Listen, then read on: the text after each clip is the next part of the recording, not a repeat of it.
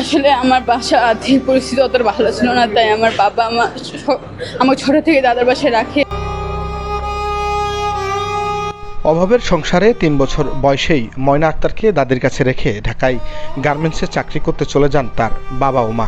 কষ্ট করে পড়াশোনা, এরপরে আজ পুলিশের চাকরি। কথাগুলো বলতেই কেঁদে উঠলেন ময়না আক্তার।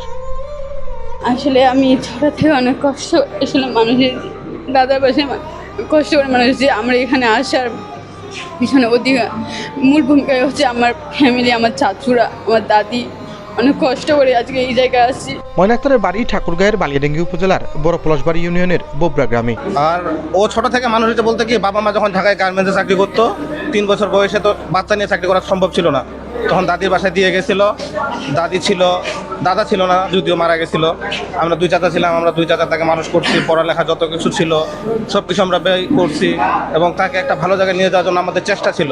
মহলহাট জনতা উচ্চ বিদ্যালয়ে মাধ্যমিক পড়ার পর সরকারি শহীদ আকবর আলী কলেজে দ্বাদশ শ্রেণীতে পড়াশোনা করছেন ময়না আক্তার। পুলিশের চাকরি করে বাবার অভাবের সংসারে পাশে দাঁড়াতে চান তিনি। যোগ্যতা দিয়ে আজকে এই স্থানে অর্জন করছি, নিজের যোগ্যতা দিয়ে, নিজের মেধার দ্বারা, নিজের যোগ্যতা দ্বারা আজকে এই স্থানে অর্জন করছি।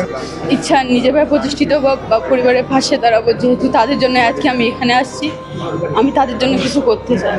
এই সুবাদে যখন পুলিশের মাঠের নিয়োগ হয়, তখন যেদিনকে অ্যাপ্লাই করে সেদিন থেকেই সে বাসায় প্রতিদিন দৌড়ানো শুরু করে। প্রথম দিন 50 মিটারও দৌড়ে যাইতে পারে নাই। যখন 2 মাস দৌড়াইলো, তখন সে নির্দিষ্ট সময় থেকে 2 মিনিট আগে দৌড়টা শেষ করতে পারতো 1 কিলোমিটার। পুশ-আপ সবই ভালো ছিল এবং কি মাঠে দাঁড়ানোর পর থেকে সব জায়গায় প্রথম ছিল এবং আল্লাহর রহমতে লিখিত পরীক্ষা উত্তীর্ণ হয়েছে, ভাইভাতে উত্তীর্ণ হয়ে চূড়ান্তভাবে আজকে নির্বাচিত। এখানে কোনো অর্থ লেনদেন হয় নাই, কাউকে 1 টাকা দেয় নাই। এই যে নিয়োগ অ্যাপ্লাই করার জন্য যে কয় টাকা দরকার ছিল, সে কয় টাকা থেকেই আমাদের চাকরিটা হয়েছে। আল্লাহর কাছে লাখ লাখ শুকরিয়া। তার মতো ঠাকুরগাঁ জেলায় ট্রেনি রিক্রুইট কনস্টেবল পদে চাকরি হয়েছে 19 জনের। ঠাকুরগাঁ পুলিশ সুপার বলছেন, স্বচ্ছতার মধ্য দিয়ে মাত্র 120 টাকার বিনিময়ে এসব চাকরি পেয়েছেন প্রত্যন্ত গ্রাম অঞ্চলের ছেলে ও মেয়েরা। একেবারে আমাদের এই যে বোর্ড মেম্বার 3 জন আছি, আমরা সর্বোচ্চ চেষ্টা করেছি। এছাড়া আপনারা জানেন যে পুলিশ হেডকোয়ার্টার্সের 2 জন প্রতিনিধি ছিলেন, একজন পুলিশ সুপার পদমর্যাদার এবং একজন এএসপি পদমর্যাদা, তারাও ছিলেন।